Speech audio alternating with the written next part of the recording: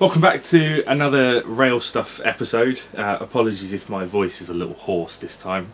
The dreaded man flu has struck and I'm barely alive, but I'm just about surviving. And I'm in a very different location this time. I'm not in my dungeon, I'm in somebody else's dungeon for once. And in fact, I've come to Keighley, or near to Keighley in is it West Yorkshire? West Yorkshire. Yorkshire. I always get my Yorkshires mixed up. Surely it's just Yorkshire, isn't it? But apparently not. Anyway, so I've come to Keighley, and there's a reason for that. I want to learn a little bit more about laser cut kits and how they're designed and manufactured and everything that goes into it, because I think sometimes we just see these intricately cut pieces of wood and think, oh, this must be easy, but I'm gonna guess that it's not. So first of all, Jonathan, introduce yourself. Who are you? What do you do? I'm Jonathan from JSModels. So I design and make laser cut kits for model railways. And how long have you been doing that for now? Since end of 2019. Right, okay, so good, Yeah, 5 and a bit years now. Yeah, just over 5 years now. Good, and obviously we've got to know each other on the show circuit. Yeah. And sort of slowly but surely over time we've ended up having a beer or two here and there, and generally chatting about a few things. And we can actually reveal right now that we're going to be doing some stuff together, aren't we? We are, yeah. So RailStuff is going to stock a range of JSModels kits. So there'll be some stuff that I actually keep in stock and take to shows as well. We're calling that the core range. Yeah. And then there'll be an extended range which you can order from me, or you can order it direct from Jonathan, whichever you prefer, and then Jonathan will ship it out direct to you. But yeah, a bit more exposure for JSModels kits. Mm-hmm. Is this the first time you've worked with a retailer as well? Yeah, absolutely, yeah. I feel honoured. You should be.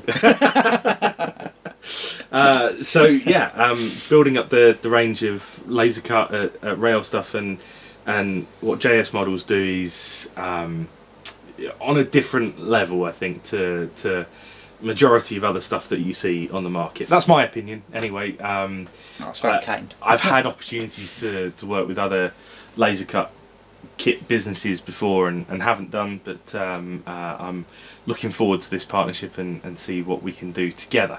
Yeah. But the idea of this video was for me to come here, and I was hoping to walk into a room that smelt like laser cut wood, and it does, so I'm very happy. I'm one of those that whenever I get a box of laser cut kits, I open the box and just big sniff in. But you said you're completely immune to it now. Yeah, I don't really smell it anymore. I'm used to it. Yeah. So unless I stick my head in the machine, I don't really smell it anymore. I assume with the machine turned off. Yeah. Yes. Okay. Well, we'll take a look at the machine a bit later, because actually Jonathan is going to help us.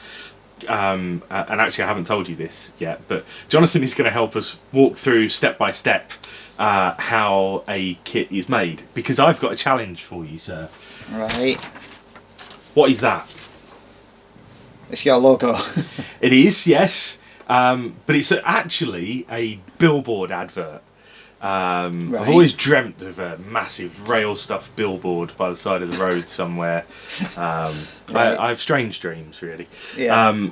But I want you to make that dream come true today. My challenge is, can you design and build a 00 gauge modern style billboard while I'm here? Well, you hit right. Well, we'll give it a go. Right, that fills me full of confidence. So, but I mean, the main thing is we want to see the general process of what you do from beginning to end. So, first of all, what kind of software do you? Because I assume the first part of this is designing the kit itself, right? Yeah. Well, I suppose the first part of designing any kit is, well, particularly something where you're doing a specific thing, is research. Mm-hmm. So getting photos and drawings and things like that together. But yeah, the main thing is like designing it first of all, how it's going to look. So I, being a Yorkshireman, I use free software. So I do most of my 3D design in SketchUp, and then the laser cut files are essentially 2D CAD. So I do that in a different program called LibreCAD. Libra meaning free. Yeah. Yeah. Well, it's the same people that do LibreOffice. Right. Great. So yeah. But it's just a very basic 2D program, but it does everything that you need for laser cutting. So. Exactly. So Yeah. why pay for something when you don't need to? Because Yeah. all that would mean is your kits have to be more expensive. So. Yeah. I mean, some of the software programs, you know, by the time you've got a 3D program and things like that, and you know, you can be talking, you know, a couple of £100 a month, which is just, yeah, that's just cost that would have to be passed on. Yeah, exactly, exactly. Okay, so you said about research. I'm assuming most of that is photographs, but Yeah. are there some of your kits where you've had to go out in the real world and measure stuff up? Yeah. I mean, particularly the well, I do quite often get asked which, you know, is a particular kit modelled on a specific building, and the answer is no. All the kits are all just like generic kind of pulled out of thin air, basically, but designed to look like they could be a real building. The only exception to that so far, well, apart from commission work, is the lock kit.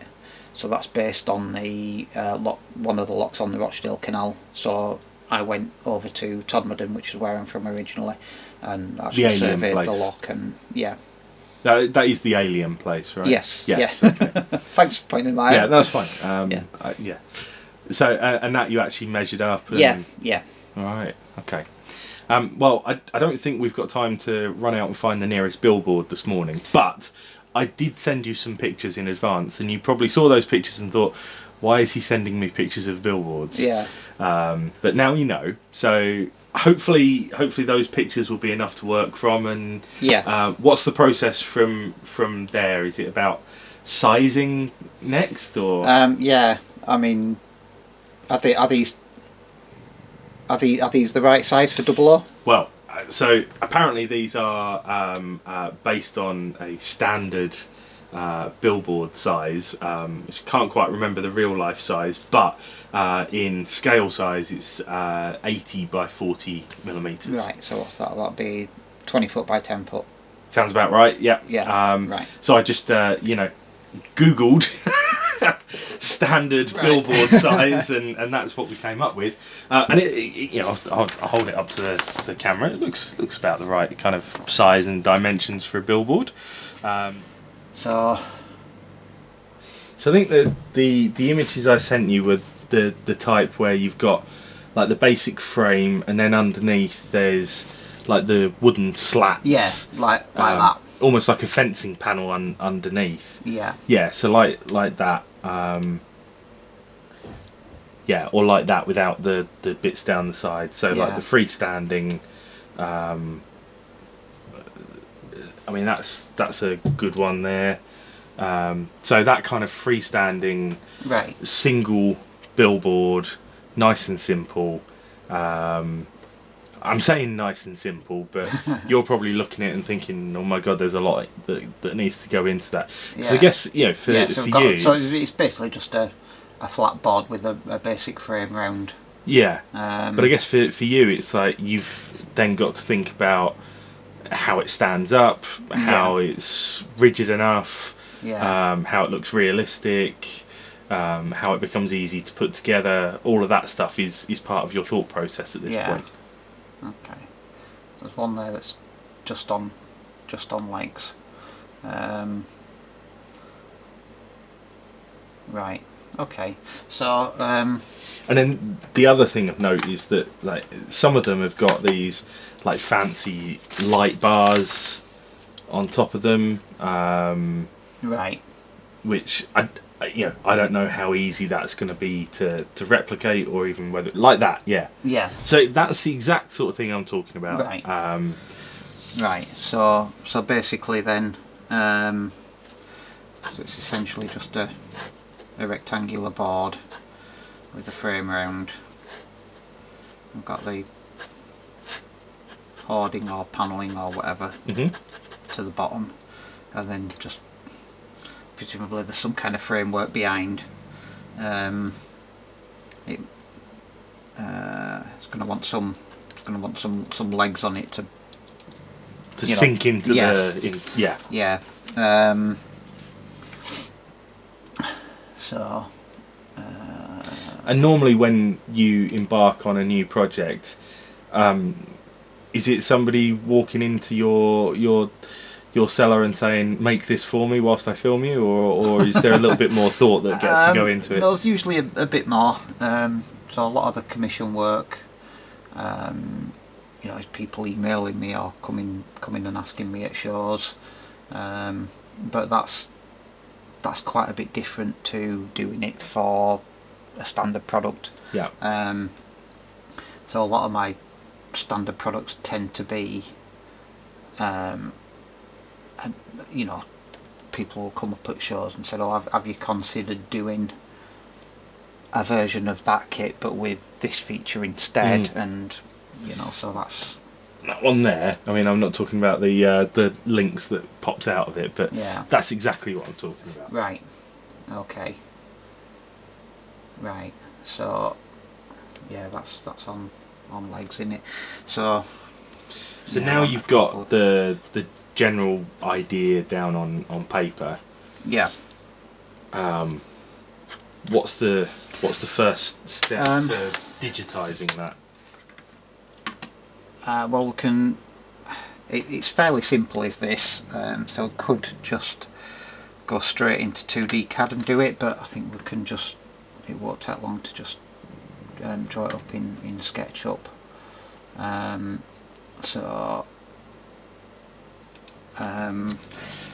Thicknesses wise, I think if we just have a piece of 2mm MDF on the back, and that then gives you your legs to fix it into the baseboard or into the scenery or whatever, and then yeah, the frame and the hoarding could just be 1mm, just as a single piece, or we could even do that as 2 pieces. So we could do it as a frame, and then the hoarding and the hoarding itself at the bottom is optional, so you can either have it with or without. Lighting, you said something about, didn't you? Yes, some of them have got these fancy light bars above them. Right. Okay. So if we go, so what did we? So that's.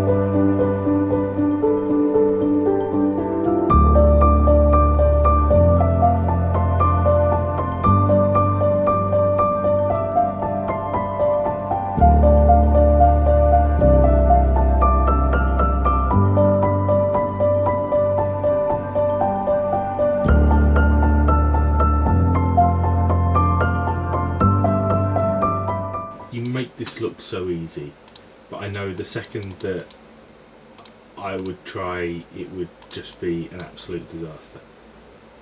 But Does that look okay? That looks like a billboard with a light bar above it and some hoarding underneath it, and it looks ripe for a RailStuff poster in there.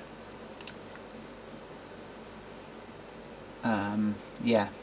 So now you've done this sketch, and you can move it around and look at it and do whatever you want from that perspective. Essentially, that is now a sketch that you need to turn into a cuttable diagram, if you will. So there is a way of basically importing this into the 2D CAD, but it's quite a laborious process, particularly with more complex drawings. So generally I use SketchUp to get the general feel of it and the dimensions and make sure it looks okay in 3 dimensions, and then just redraw it. So yeah, if we move into LibreCAD, so we can then start drawing it out on here. So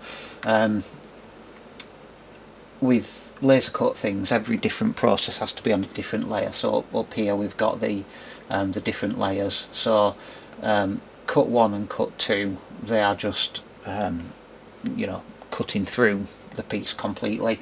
Engrave it's not technically engraving, it's cutting, but not all the way through. So that's done in the same way as the cut, but on lower power and a different speed. Engrave 2 is if there's any like actual what's called raster engraving, where you take a little bit out of the surface over quite a big area. So for things like 4-panel doors, you know, if you want to do a recessed panel in a door, that's what you would use for that. And then the tab engrave is basically for the tabs that hold the pieces into the sheets, that you then cut through before to release it from the sheet before you do it. So we'll start off with the cut. So the different pieces that we've got, we'll separate this out.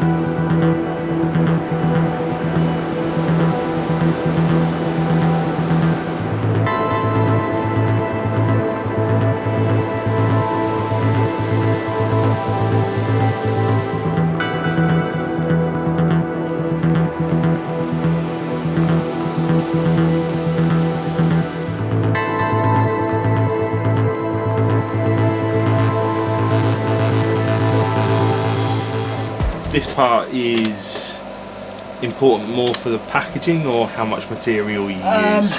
A bit of both really. So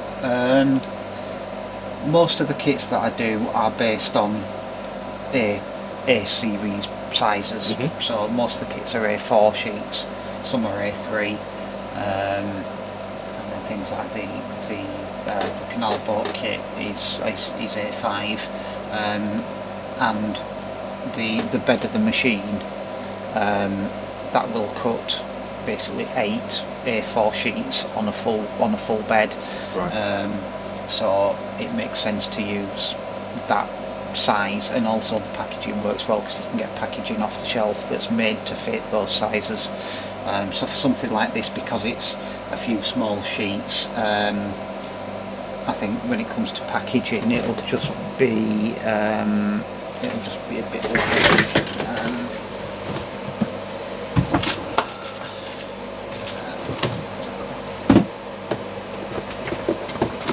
yeah, so just something like that. So that's that's A6. So it's just in a plastic sleeve with with an instruction sheet. So yeah, just something like that, and you can buy the packaging off the shelf then, and everything's nice and easy. So before we lay them out on the sheet though, just move that out of the way. We need to put the tabs in, so the tabs hold the pieces into the sheets. So we want to try and put the tabs, we want enough tabs to hold it in, but not too much that you're basically cutting the whole thing out. Okay. Because if you don't do that, then when it cuts it'll just fall out. Yeah, okay. Yeah. And obviously, like this, you want to retain it in the sheets for the packaging. Yeah. Great. So for the tabs, what we generally do, we use the tab engrave, and we just make them probably about 1.5mm long, and then we can just chop a couple of tabs in. We want to put the tabs somewhere where they're least likely to be visible, or where they can be easily sanded out or coloured over, or what have you. So I think we'll put them on the top and bottom edges.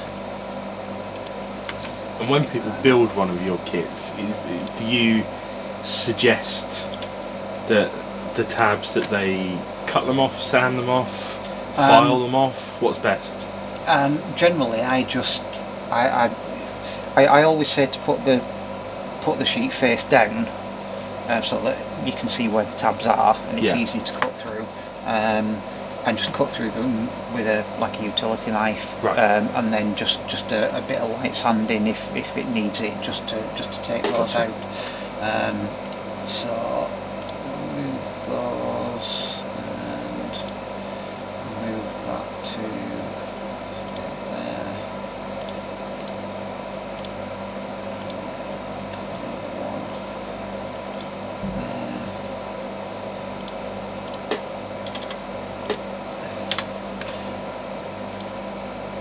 So an important thing to remember when you're drawing things like this,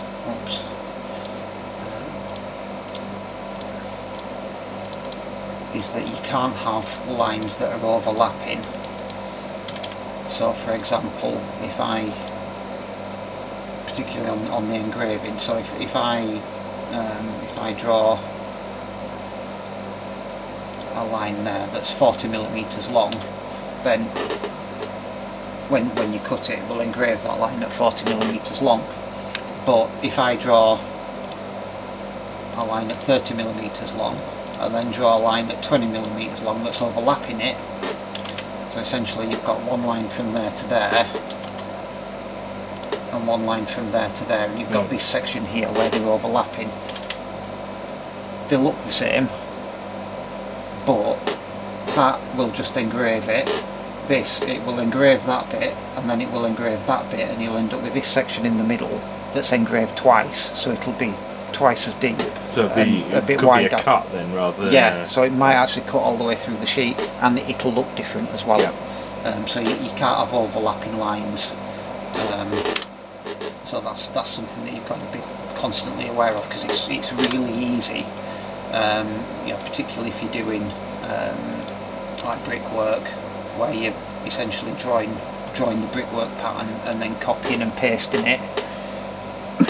It's very easy to get lines overlapping without knowing that you've done it, and then when you cut it, you spend the machine, it might take an hour to cut, and then you take it off and realise that you've got a line of vertical lines down there that just stand out because they're different. What we're going to call the kit, we need a code for the kit. So JSM 4 because it's 4mm, RS because it's for RailStuff. Pick a number between 1 and 99. 84. 84. The best year to have been born. So I'll make that 75 then.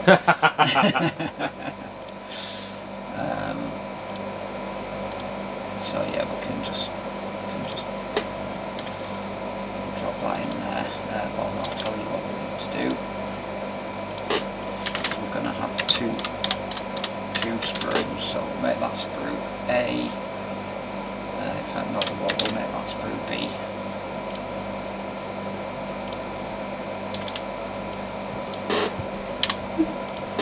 And that's it, done. So that's all 5 pieces on the sprues. So we've got sprue A, which is 2mm, and then 2 sprues of 1mm. It's not the most efficient layout probably, but it'll be okay. And that's, I mean, that's taken like an hour and a half, 2 hours for you to go from scratch on that to... Yeah, well, about an hour and a half. Even that really. Yeah. But I'm guessing if you're coming up with a commission building or something like that, there's a lot more time goes into this process. Okay. Whilst Jonathan's looking for this, I did almost walk out of here earlier because it seemed that Jonathan saves everything to his desktop. He's one of those. I'm pleased to see. On the desktop. I am pleased to see that these are neatly arranged in a folder. Yeah. So something like.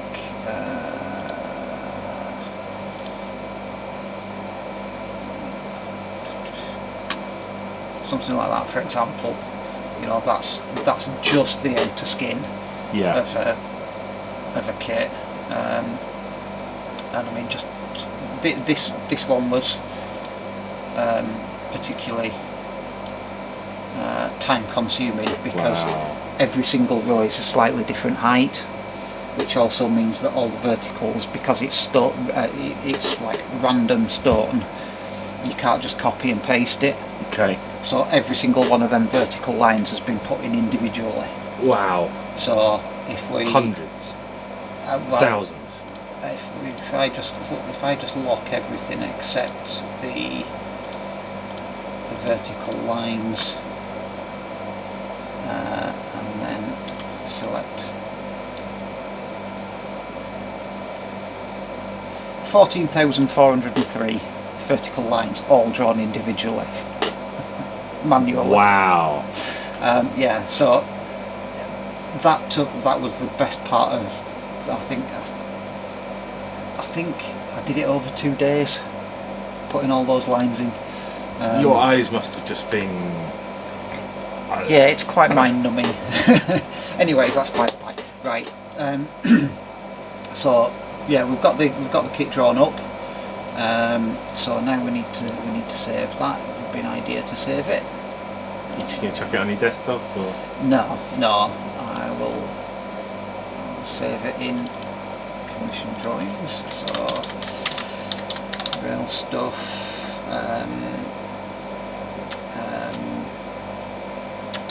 billboard. Couldn't think what they were called then.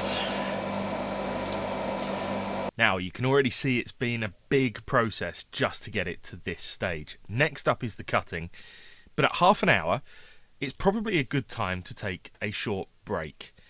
And if you want to jump to part 2, you can do so straight away. There's no waiting, it's ready and raring to go. But if you want to take a break for yourself, then come back to it whenever you feel ready. Thanks for watching, and we'll see you very, very soon in the next episode.